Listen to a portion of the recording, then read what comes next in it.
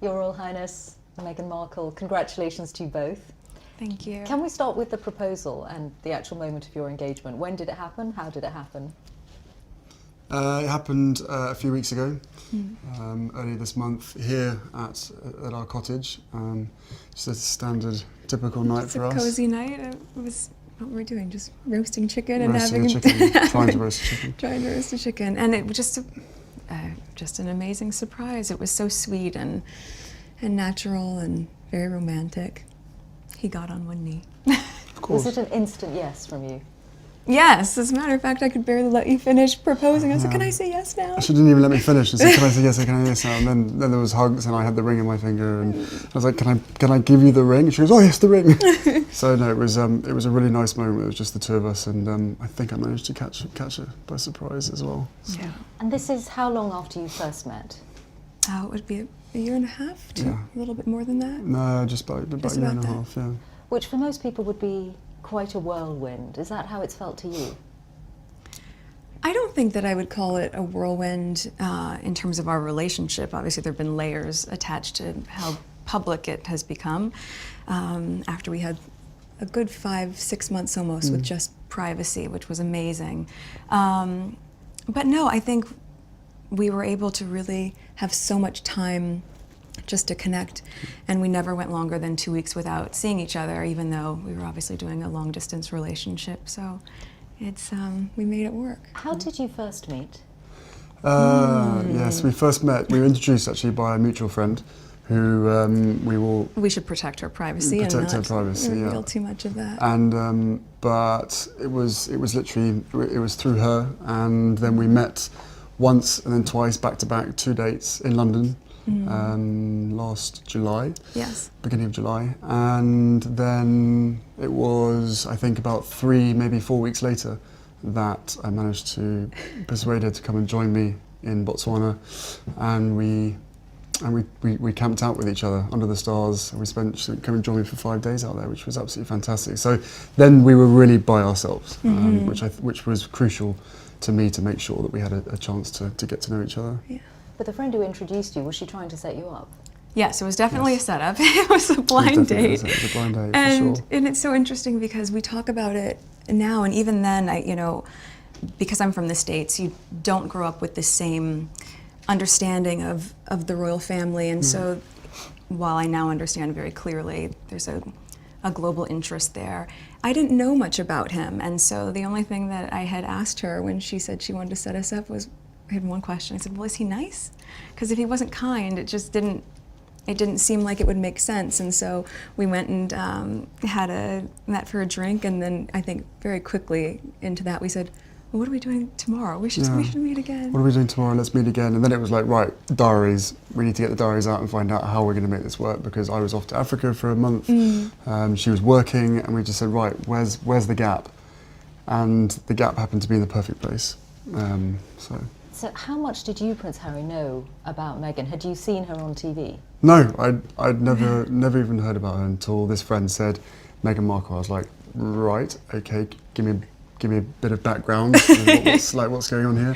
So no, I'd never watched Suits. I'd never heard of Meghan before, and I was beautifully surprised when I walked into that room and saw her, and there she was sitting there. I was like, okay, well, I'm going to really have to up my game. I'm going to sit down and make sure I've got a good chat.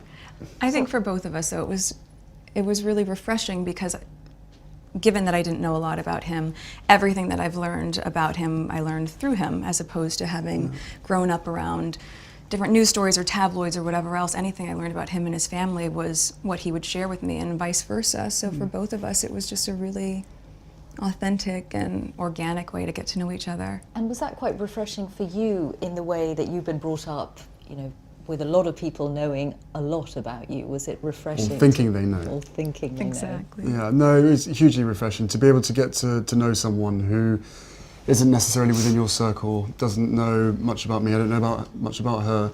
So to be able to start almost afresh, right from the beginning, and getting to know each other step by step. And then taking that huge leap of only 2 dates, and then going effectively on holiday together in the middle of nowhere, and showing a tent together and all that kind of stuff. It was No, it was fantastic. It was absolutely amazing to get to know her as quickly as I did. And starting a long-distance relationship, you were working on Suits, you had, I imagine, a packed filming schedule. You've got lots of commitments of your own. How hard was it to keep things going? It was, yeah. It was just a choice, right? I think that very early on when we realized we were going to commit to each other, that we knew we had to invest the time and the energy and whatever it took to make that happen. And so yes, with the filming schedule, it was not the easiest because it of course included a lot of travel back and forth, but I don't think you've had any idea what time zone you've been on for the last year and a half. no.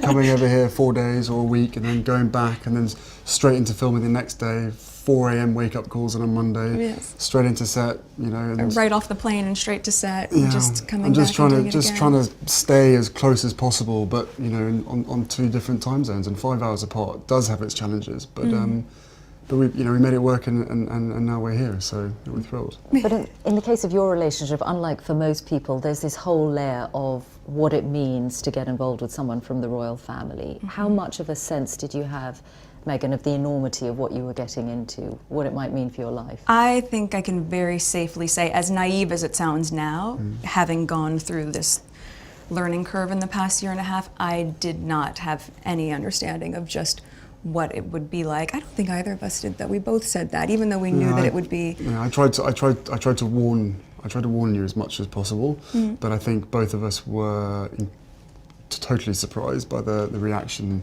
after the first 5-6 months of when we had to ourselves of what actually happened from then. So I think you can have as many conversations as you want and try and prepare as much as possible, but we were totally unprepared for what happened after that. The scrutiny. Well, all sorts. Well, I mean, I think also because there's a misconception that because I have worked in the entertainment industry that this would be something I would be familiar with. But even though I'd been on my show for, I guess, 6 years at that point, and working before that, I've never been part of tabloid culture. I've never been in pop culture to that degree, and lived relatively quiet life, even though I focused so much on my job. And so that was a really stark difference out of the gate. But and I think we were just hit so hard at the beginning with a lot of mistruths that I made the choice to not read anything, positive or negative. It just didn't make sense, and instead we focused all of our energies just on nurturing our relationship. On us, yeah. On us. And some of that scrutiny, and you ended up making a very public statement about it, some of that scrutiny was centred around your ethnicity, Meghan. When you realised that, what did you think? Of course, it's disheartening. You know, it's a shame that that is the climate in this world, to focus that much on that, or that would be discriminatory in that sense. But I think, you know, at the end of the day, I'm really just proud of who I am and where I come from, and we have never put any focus on that. We've just focused on who we are as a couple. And so when you take all those extra layers away and all of that noise, I think it makes it really easy to just enjoy being together and tune all the rest of that out. But now that it is all official, Prince Harry, do you have that sense that the combination of the two of you, your different backgrounds, that you together represent something new for the royal family? I don't know if it's something new. I think it's for me it's an added member of the family. It's another team player as part of the bigger team. And you know, for all of us, all we want to do is be able to carry out the right engagements, carry out our work, and try and encourage others and the younger generation to be able to see the world in the correct sense, rather than perhaps having a distorted view. So you know, the fact that I fell in love with Meghan so incredibly quickly was a sort of confirmation to me that everything, all the stars were aligned. Everything was just perfect. It was this beautiful woman just sort of literally tripped and fell into my life. I fell into her life, and the fact that I know the fact that she'll be really unbelievably good at the job part of it as well, is obviously a huge relief to me, because she'll be able to deal with everything else that comes with it. But no, you know, we're a fantastic team. We know we are, and we hope to, you know, over time, try and have as much impact for all the things that we care about as much as possible. I am very excited about that, yeah. And Meghan, given your acting and the profile you had, you'd already been involved in various causes, you'd been an ambassador for UN Women. What about this new role? I mean, you're going to have a bigger platform, a bigger voice. What do you want to do with it? I mean, Sing. Can you imagine? No, I'm not a singer. I think what's been really exciting as we talk about the transition of this out of my career but into the role is that, as you said, the causes that have been very important to me I can focus even more energy on, because very early out of the gate, I think you realize once you have access or a voice that people are willing to listen to, with that comes a lot of responsibility, which I take seriously. And at the same time, I think in these beginning few months and now being boots on the ground in the UK, I'm excited to just really get to know more about the different communities here, smaller organizations who are working on the same causes that I've always been passionate about under this umbrella. And also being able to go around to the Commonwealth. I think it's just the beginning of a... There's a lot to do. There's a lot to do. And it's an immense change. You're getting a new country out of it, a husband, obviously, but also giving up your nice, career. This is nice. Yes. But I don't see it as giving anything up. I just see it as a change. It's a new challenge. It's a new chapter, right? And also keep in mind, I've been working on my show for 7 years. So we were very, very fortunate to be able to have that sort of longevity on a series. And for me, once we hit the 100 episode marker, I thought, you know what, I have ticked this box, and I feel really proud of the work I've done there. And now it's time to, as you said, work as a team with you. Yeah.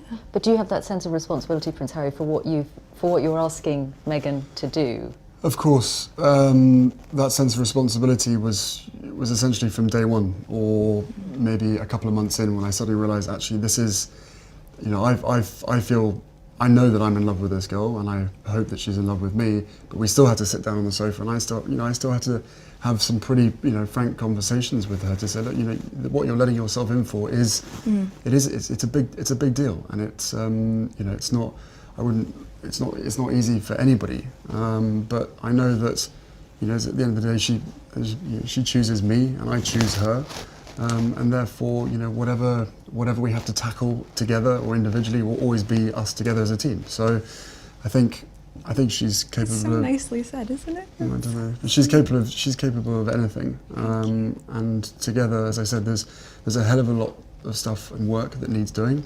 At the moment, for us, it's going to be making sure that our relationship is always put first. But no, look, both of us have passions for wanting to make change for good, and with lots of young people running around the Commonwealth, that's where we're going to spend most of our time, hopefully. And it was really one of the first things we connected on. It was one of the first things we started talking about when we met, was just the different things that we wanted to do in the world and how passionate we were about seeing change. I think that was that's what got date 2 in the books, probably. Plenty to talk about. Children? Not currently, no. No, of course, I think one step at a time, and hopefully we'll start a family in the near future. Have you met each other's families, I imagine? Yes, his family's been so welcoming, and You've met quite a few of them, actually. I have, on both sides of his family, his mom's side as well, which has been really important to me too. But yes, the family has been great, and over the past year and a half, we've just had a really nice time getting to know them and progressively helping me feel a part of not just the institution, but also part of the family, which has been really, really special. Trying to track them down and make sure that they're around at the same time that she's popping in without telling too many people. And so we've actually done incredibly well to make sure that you've met all the key people. So does that mean a lot of the time that you've been together in this last year and a half, you've been at home a lot? Yes. Yes. No, we had to sort of reverse the whole process, and cozy nights in front of the television, cooking dinner with just the two of us by ourselves in our little cottage, rather than going out for dinner and being seen in public. So we reversed the whole process, which is it's provided different opportunities, and it's made us a hell of a lot closer in a shorter space of time. That's true. That's without question. So, if anybody else at home is listening, then maybe slow down on the dates and maybe spend more time at home. But no, it's for us. It's an opportunity to really get to know each other without other people looking or trying to take photos on their phones and all that kind of stuff. With that comes with the job, comes with the role. But Well, where it's like- possible, Yeah. And we were able to really get to know each other that way, but also then to go and have friends over for dinner or to go to his family for tea or any of those sort of things. And even, just to take the time to be able to go on long country walks and just talk. We've been all over the place Have you met the Queen? I have, yes. a couple of times. Yeah, What was it's that true, a like? couple of times. It's incredible. I think, to be able to meet her through his lens, not just with his honor and respect for her as the monarch, but the love that he has for her as his grandmother. All of those layers have been so important for me, so that when I met her, I had such a deep understanding and, of course, incredible respect for being able to have that time with her. And we've had she's an incredible woman. And the corgis took to you straight away. That's For the last 33 years being barked at. This one walks in absolutely Just nothing, laying on just my feet during tea. wagging It was very tails, sweet. And it's just like, oh.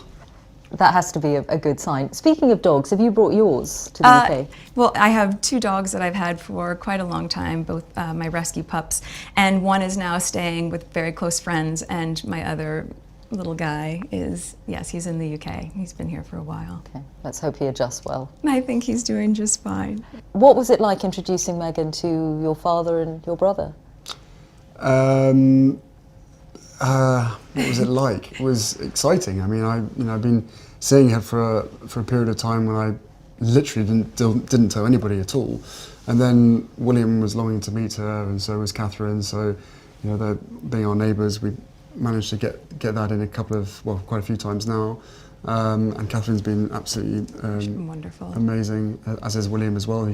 Fantastic support, and then my father as well. We had a couple of. No, more than that. We've had A handful of teas and meetings and all sorts of gatherings over at his place as well. So, no, the family together have been absolutely, solid support, and my grandparents as well have been wonderful throughout this whole process, and they've known for quite some time. So how they haven't told anybody is again a miracle in itself. But no, the whole family have come together and have been a huge amount of support. They've been amazing. And Meghan, your parents, do you think, while very happy for you, obviously, do you think Yes. they have worried at all about the scale of what you're getting into?